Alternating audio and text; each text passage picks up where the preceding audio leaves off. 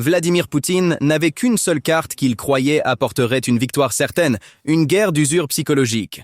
En laissant des millions d'Ukrainiens dans le froid et l'obscurité, il avait l'intention de forcer Kiev à se rendre. En effet, dans la nuit du 13 au 14 mars, l'un des épisodes les plus brutaux de ce plan s'est déroulé. Selon des rapports de renseignement en source ouverte, la Russie a lancé environ 430 drones et 68 missiles sur l'Ukraine. Les cibles comprenaient des transformateurs, des centrales électriques et des zones civiles. La Russie pensait que ces actions resteraient sans réponse, mais Poutine s'est lourdement trompé. Au lieu de se rendre, l'armée ukrainienne a réécrit les règles de la guerre. Les cloches de la vengeance sonnaient pour Kiev, et cette vengeance s'est jouée à Moscou du 14 au 15 mars. La capitale de la Russie a été soumise à l'attaque de drones la plus grande, la plus longue et la plus étendue depuis le début de l'année. Cet assaut intense, durant près de 10 heures, a littéralement paralysé le rythme quotidien de la capitale. L'ampleur de l'attaque était si massive que les aéroports de Domodedovo, Vnukovo, Sheremetyevo et Djoukovski ont été contraints de suspendre les vols simultanément. Plus de 37 vols majeurs ont été retardés. Des milliers de passagers ont été bloqués dans les terminaux et un bouclier de quarantaine invisible s'est formé au-dessus de la capitale. La partie russe a tenté de minimiser les attaques. Cependant, des vidéos publiées sur les réseaux sociaux ont immédiatement réfuté ces affirmations. Les responsables russes ont finalement été contraints d'admettre la vérité. Le ministère russe de la Défense a rapporté que les systèmes de défense aérienne ont intercepté un total de 170 drones ukrainiens au-dessus des territoires russes. Selon certaines sources, le nombre de drones se dirigeant vers Moscou et mettant à rude épreuve le réseau de défense aérienne autour de la capitale a atteint 65. Les services d'urgence poursuivent leur travail sur les sites des crashs, mais cette attaque historique qui a paralysé le ciel de Moscou n'était qu'un petit aperçu de la véritable surprise de l'Ukraine. Vous verrez bientôt en détail comment la direction militaire de Kiev a systématiquement coupé les réseaux logistiques vitaux de la Russie, le nerf de la guerre du front, et effacer cette immense installation secrète qui produisait le cerveau de la machine de guerre russe de la carte en une seule nuit. Mais avant d'aborder ce coup majeur, répondons à la question principale d'aujourd'hui. Pourquoi les attaques n'ont-elles pas pu être arrêtées alors que le ciel de Moscou était protégé par un immense parapluie S-400 et Pantsir? La réponse réside dans les tactiques de nuée employées par l'Ukraine. Cette tactique submerge les limites de saturation des systèmes de défense aérienne traditionnels. En d'autres termes, les radars détectent trop de cibles à la fois. Le système se bloque et les missiles coûteux disponibles sont épuisés en essayant d'abattre des drones bon marché. Les véritables dommages causés par ces attaques ne sont pas physiques, mais psychologiques. Les déclarations rassurantes du maire de Moscou, Sergueï Sobyanin, affirmant qu'il n'y a aucun danger pour les habitants de la capitale, s'estompent au milieu des débris tombant du ciel. Le peuple russe commence à perdre cette croyance profondément enracinée que l'État peut absolument les protéger. Alors que même la capitale ne peut être protégée, le véritable lourd tribut de la guerre est supporté par les villes derrière les lignes de front. Belgorod, à seulement 40 km de la frontière ukrainienne, n'est plus une ville de l'arrière, mais la ligne de front elle-même. Les sirènes d'alerte aérienne résonnant dans le ciel de Belgorod dans la nuit du 15 mars allaient bien au-delà d'une simple menace de roquettes. Les forces ukrainiennes ont lancé une attaque combinée utilisant des missiles et des drones d'attaque ciblant directement l'infrastructure énergétique. La centrale thermique de Lutsk et les sous-stations électriques critiques ont été frappées, l'une après l'autre. La ville a été plongée dans l'obscurité totale en quelques secondes. L'électricité a été coupée. Les pompes à eau se sont arrêtées. Dans le froid hivernal, le système de chauffage central de la ville s'est effondré. Le gouverneur régional de Belgorod, Vyacheslav Gladkov, a été contraint de reconnaître la situation, déclarant « Les installations d'infrastructures énergétiques ont subi de sérieux dommages. Des perturbations ont eu lieu dans l'approvisionnement en électricité, en eau et en chauffage. Cependant, ce n'était pas une attaque contre les infrastructures civiles. C'était un coup stratégique visant directement l'épine dorsale logistique de l'armée russe. Belgorod sert de principal centre d'approvisionnement pour les troupes russes combattant dans l'est de l'Ukraine. La ville plongée dans l'obscurité signifie que les trains militaires se sont arrêtés, les ateliers de réparation ne peuvent pas fonctionner, et les centres de commandement et de contrôle dépendent des générateurs. Alors pourquoi une ville aussi stratégique, si proche de la frontière, n'a-t-elle pas pu être protégée? La réponse réside dans la capacité de l'Ukraine à cibler non seulement les installations énergétiques, mais aussi les systèmes qui les protègent. Selon l'évaluation de l'Institut pour l'étude de la guerre du 14 mars, lors des opérations spéciales menées dans la direction de Belgorod les 13 et 14 mars, la brigade de systèmes sans pilote de l'Ukraine a détruit un total de 5 systèmes de défense aérienne Pantsir S-1. Les Pantsir S-1 sont des systèmes conçus spécifiquement pour prévenir de telles attaques de drones et de missiles, et ils valent des millions de dollars. Le fait que les chasseurs soient devenus les chassés révèle une lacune massive dans le réseau de défense aérienne de la Russie. Cette situation prouve à quel point la campagne de frappe à moyenne portée de l'Ukraine est devenue mortelle et précise. L'espace aérien de Belgorod n'est plus sous contrôle russe. Cela s'est transformé en un corridor libre pour les missiles ukrainiens. Cette destruction systématique se poursuit avec force sur la péninsule de Crimée, un point stratégique clé dans le théâtre sud de la guerre. Pour la Russie, la Crimée n'est pas seulement un morceau de terre symbolique, elle sert de principal centre logistique soutenant tout le front sud, y compris Kherson et Zaporijia. Cependant, les services de renseignement ukrainiens ont coupé les lignes vitales de ce centre par une opération audacieuse et très complexe, menée dans la nuit du 13 au 14 mars. Les images satellites de la région et des sources d'informations indépendantes confirment que le ferry Slavianen et le navire Avangard ont été désactivés. Ces navires opéraient à travers le détroit de Kerch, transportant des armes, des munitions et du matériel militaire à l'armée russe. En raison des dommages subis par le pont de Kerch lors d'attaques précédentes et des risques de sécurité croissants, la Russie avait transféré une partie importante de sa logistique vers ses traversées en ferry. La frappe sur des ferrys ferroviaires massifs comme le Slavianen signifie que des milliers d'obus d'artillerie, de chars et de fournitures militaires destinés aux lignes de front sont maintenant bloqués dans les eaux du détroit ou dans les ports. Cette même nuit, une attaque simultanée a été lancée sur l'infrastructure du port de Kavkaz dans le kraï de Krasnodar. L'Ukraine cible non seulement les navires eux-mêmes, mais tout l'écosystème où ces navires chargent, s'abritent et subissent des maintenances. Le succès de ces opérations en Crimée n'est pas un hasard. Tout comme les systèmes Pantsir ont été neutralisés à Belgorod, des batteries de défense aérienne stratégiques comme le S-400 ont été systématiquement ciblées en Crimée ces dernières semaines. Les systèmes radars sont en cours de neutralisation. Le bouclier de défense est en train d'être abattu. Ensuite, les drones maritimes spéciaux du GUR ou les missiles à longue portée éliminent les cibles désormais sans défense. La portée des frappes de l'Ukraine ne se limite plus à la frontière ou à la Crimée. La menace est descendue comme un cauchemar dans les profondeurs de la Russie. Le 13 mars, la République d'Adyguée, située à 500 km de la ligne de front, a été frappée. Les forces de défense ukrainiennes ont dévasté l'infrastructure de l'aérodrome militaire de Kanskaya, considéré comme le cœur de l'aviation tactique opérationnelle russe. Cette base massive, abritant l'école supérieure de pilotage d'aviation militaire de Kuban, était un centre stratégique hébergeant des avions critiques tels que le Tu-134, l'An-12 et l'Il-18. Cette attaque n'était pas un simple tir de harcèlement. C'était l'étape la plus claire de la stratégie de l'Ukraine pour éliminer les capacités d'attaque aérienne de l'ennemi directement sur les pistes d'où les avions décollaient. Alors, comment l'Ukraine a-t-elle planifié cette tempête parfaite? Toutes ces attaques sur les aérodromes et la logistique en arrière-plan ont en réalité une fondation beaucoup plus profonde qui a commencé plusieurs jours auparavant.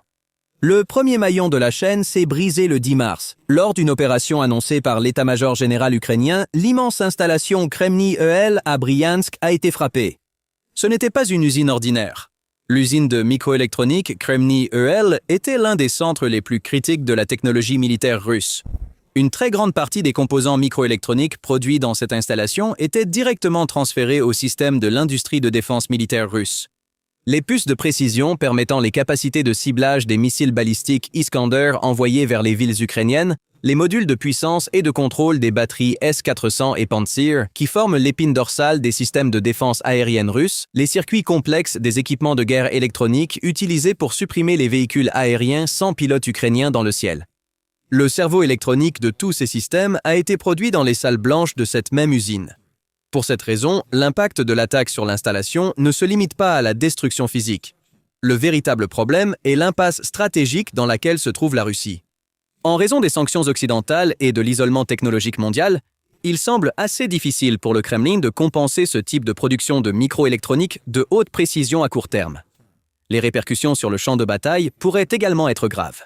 Le rythme de production des nouveaux missiles Iskander pourrait ralentir, tandis que la réparation et l'étalonnage des systèmes S-400 endommagés sur le front pourraient être retardés en raison du manque de pièces de rechange critiques. En termes simples, cette situation pourrait signifier une interruption de la production dans l'industrie de la défense russe qui pourrait durer des mois.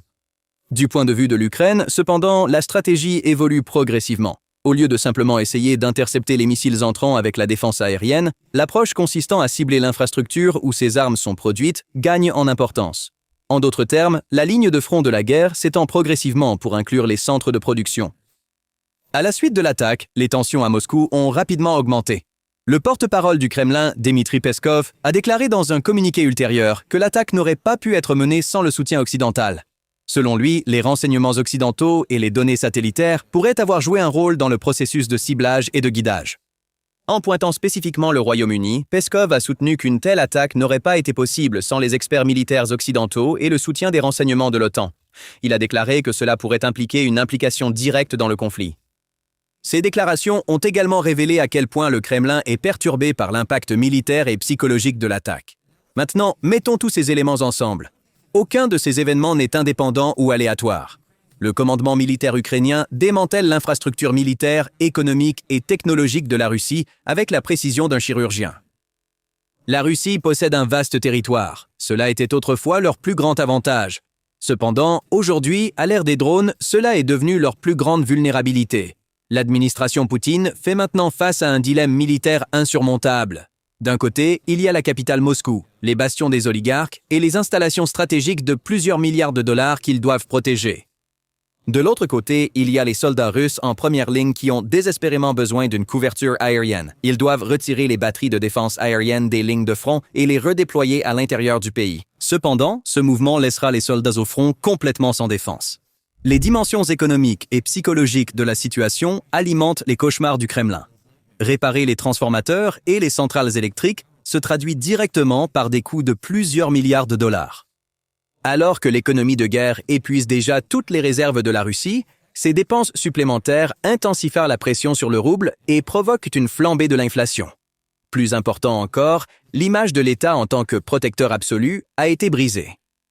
Quelle force peut encore avoir la volonté de combattre d'un soldat russe lorsqu'il apprend que le navire transportant ses munitions a coulé en Crimée, que sa famille restée à Belgorod est plongée dans le froid et l'obscurité, et que la capitale, Moscou, est secouée par des drones? Les opérations transfrontalières de l'Ukraine ne visent pas seulement des objectifs physiques, mais brisent également le mythe de l'invincibilité, le pilier même de la capacité de la Russie à soutenir la guerre.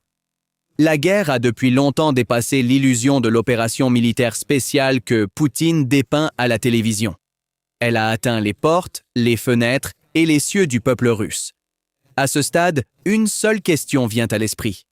Pourquoi le peuple russe ne dit-il plus assez? Pourquoi un soulèvement majeur n'éclate-t-il pas?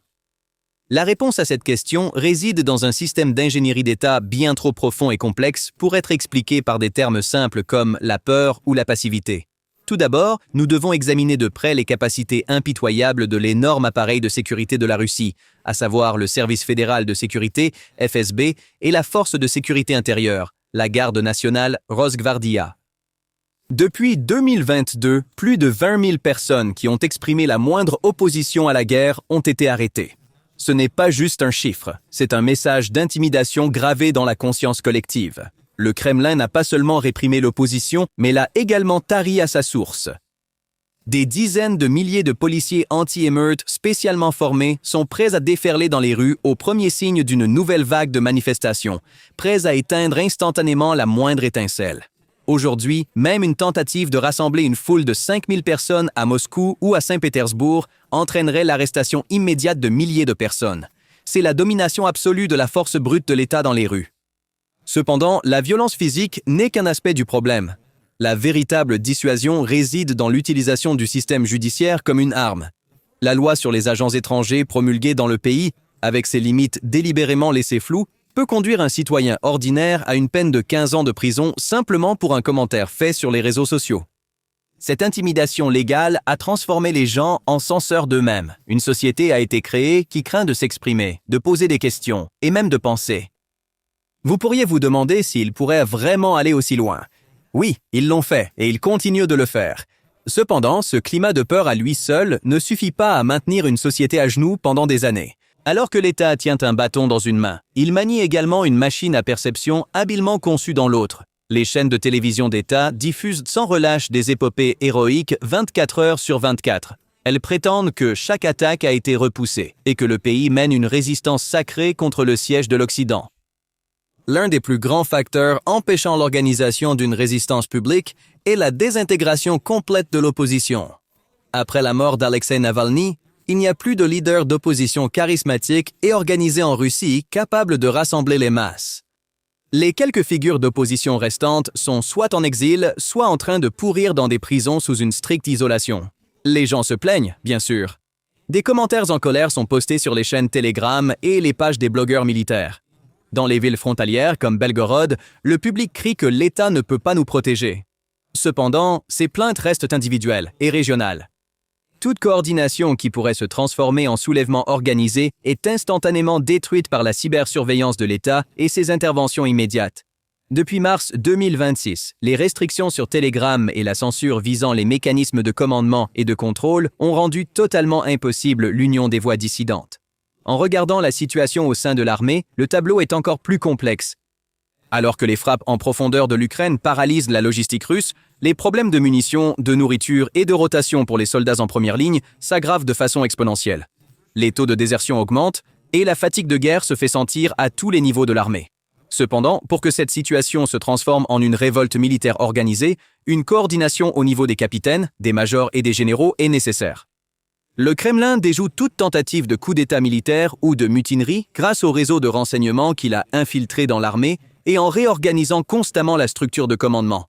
Personne ne peut faire confiance à la personne à côté de lui. Ce climat de paranoïa, bien qu'il ronge le système, le maintient à flot pour l'instant.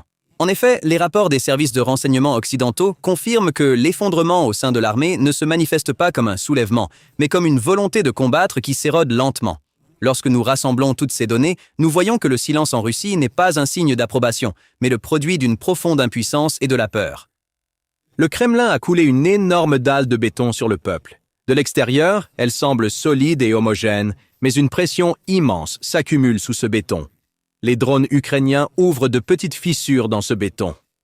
La lumière qui s'infiltre à travers ces fissures expose de plus en plus la décomposition intérieure chaque jour. Le régime de Poutine mène une guerre implacable, non seulement sur le champ de bataille, mais aussi dans l'esprit de son propre peuple pour gagner la guerre. Et il semble que le prix de cette guerre soit payé en hypothéquant l'avenir de la Russie. Alors, qu'en pensez-vous ? La stratégie d'usure multifacette de l'Ukraine et l'expansion de ses objectifs accéléreront-elles la fin du régime de Poutine en fracturant les lignes de faille au sein du Kremlin ? Ou la Russie peut-elle trouver une nouvelle réponse asymétrique pour résister à cet effondrement massif et double ? Partagez vos pensées dans les commentaires. Merci de nous avoir regardés. N'oubliez pas de vous abonner à notre chaîne, d'activer les notifications et d'appuyer sur le bouton j'aime pour rester informé des derniers développements.